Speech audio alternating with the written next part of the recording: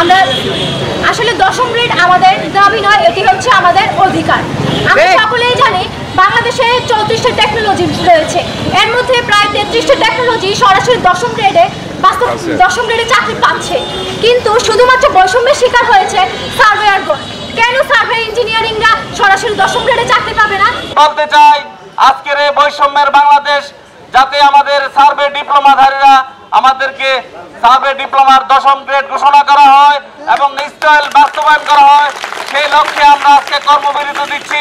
আমরা সারা বাংলাদেশে একযোগে কর্মবিরতি দিয়েছি সার্ভে ডিপ্লোমা ইঞ্জিনিয়াররা, এবং সাথে আমাদেরকে সম্মত জানিয়েছেন সকল ইনস্টিটিউটের ছাত্রবিন্দুরা, বাংলাদেশ সার্ভে ইনস্টিটিউটের সহ সকল ছাত্রবিন্দুরা আমাদেরকে আন্দোলনকে সমর্থন জানিয়েছেন। শহীদদের শ্রদ্ধা রেখে আমি বলতে চাই, আমি যদি চোখ বন্ধ করে দেখি আমার সেই আবু সাঈদের কথা মনে পড়ে, রক্তে রঞ্জিত সেই পথ, এবং আমার কানে ভাসে সেই মুগ্ধ ভাইয়ের কথা, কারো পানি লাগবে, কারো পানি লাগবে।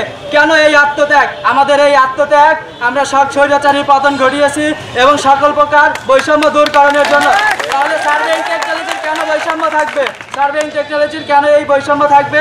আমরা বড় ভাইরা এবং পেশাজীবী সংগঠন যে কর্মসূচি দিয়েছে 1/10/2024 থেকে 3/10/2024 মধ্যে যদি আমাদের দাবি বাস্তবায়ন না হয়, তাহলে ছাত্র সমাজ কঠোর থেকে কঠোর আন্দোলনে নামবে।